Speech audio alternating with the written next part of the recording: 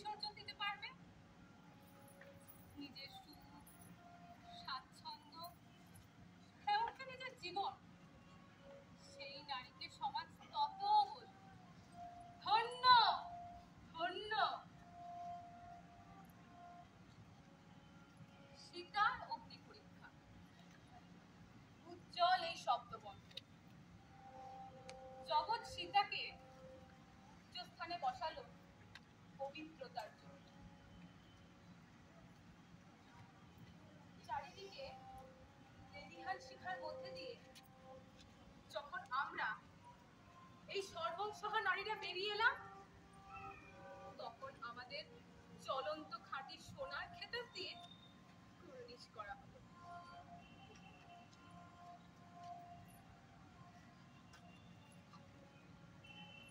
অনুসূয়াকে মনে আছে নিশ্চয়ই, পতিব্রতা স্ত্রীর চাঞ্চল্যমান প্রতীক।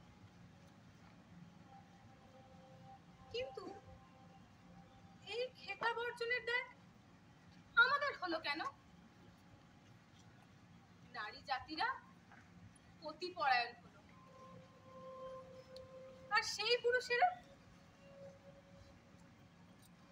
তারা আমাকে স্ত্রীর মর্যাদা দিলেই আমি ধন্য। আর কি চাই?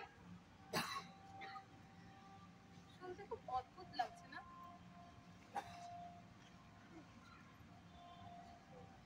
এমন ধারণা আমাদের কে এনে দিল? কর্তব্যবোধের এই সংজ্ঞা আমাদের মাথায় কে ঢুকিয়ে দিল?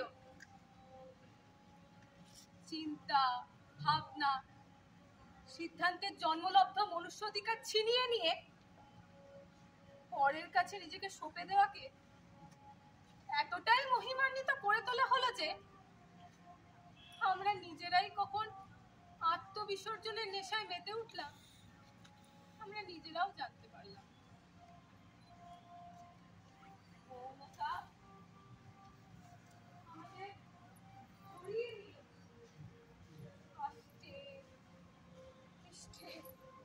লোকে বলে আগে নাকি এত নোংরামি, এত জটিলতা ছিল। আমি সেই যুগে যেতে চাই যেখানে মেয়েদের মানুষ হিসেবে বাঁচতে সাধারণ অধিকারটুকু চাইতে হবে না। লড়াই কলুষতা ছিল না, পূর্বে কলুষতা ছিল না। তবে আমার দিকে চেয়ে দেখো, আমাকে ধ্বংস করে দিতে কি তারা হিংস্র হয়ে ওঠেনি?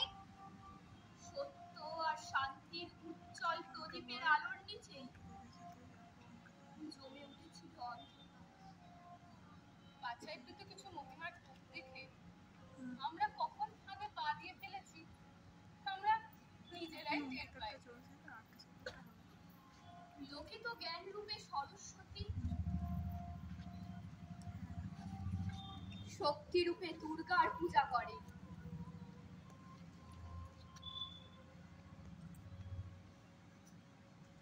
কালীর পদতলে মহেশ্বরকে দেখতেও তাদের আপত্তি নেই।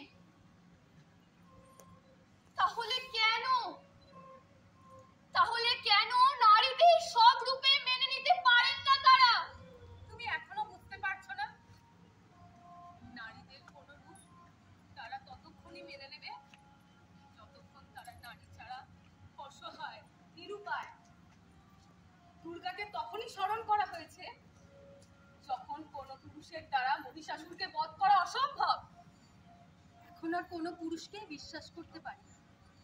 কাউকে মনে হলো বিবেক বুদ্ধি সম্পন্ন, তো পরক্ষণেই পাই এমন দ্বিমুখিতার পরিচয় যে নিজের উপরই not a single person is trustworthy in this world of hypocrisy. তুমি তো নারীদেরকেও নারীদের অধিকার আদায়ের লড়াইয়ে পাশে পাবে না। এর চেয়ে ক্ষোভের আর কি হতে পারে? তবু তো এখন নারীরা অনেক কিছুই করতে পারে। চারিদিকেই নারীদের জয় জয়কার। সবই ধূলিসাৎ হয়ে যায় এক একজন নারী দীর্ঘশ্বাসে। সমাজের মানসিকতা বদলানোর নয়, যাই করো না কেন নারীকে নোংরা সংঘর্ষণে মাটিতে ধুলোতে মিশিয়ে দেওয়ার চেষ্টা কেবল। কেন বলো তো? কেন একটা একটা করে শিকল ছিঁড়তে হবে আমাদের? কেন ক্ষতবিক্ষত করতে হবে নিজেদের? কেনর উত্তর আমার জানা নেই, শুধু জানি আমাদের নিজেদের জন্য আমাদেরকেই দাঁড়াতে হবে। আমরা মৌন থাকবো না, ক্লান্ত হব না, জপ করে যাব চিরন্তন সত্যকে। যতক্ষণ না শেষ মানুষটির মাথা পর্যন্ত সেটি সত্য বলে গেঁথে যায়। যুগের পর যুগ কেটে যায়, দমিয়ে রাখার ধরন বদলায়, কিন্তু কান পাতলে শুনতে পাবে সকল যুগের স্বাধীনতাকামী নারীদের কণ্ঠস্বর। প্রতিধ্বনিত হচ্ছে তোমারই পাজরে আঘাত করে।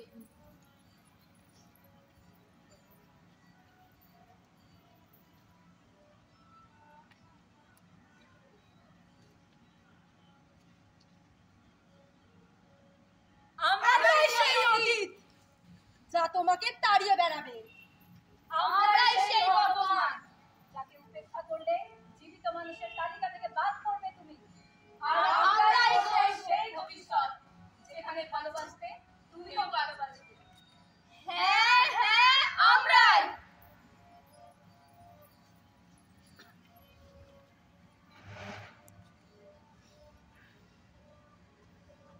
তবু নিষ্পেষণের জাতাকল ভেঙে উঠে আমরা দাঁড়াবই।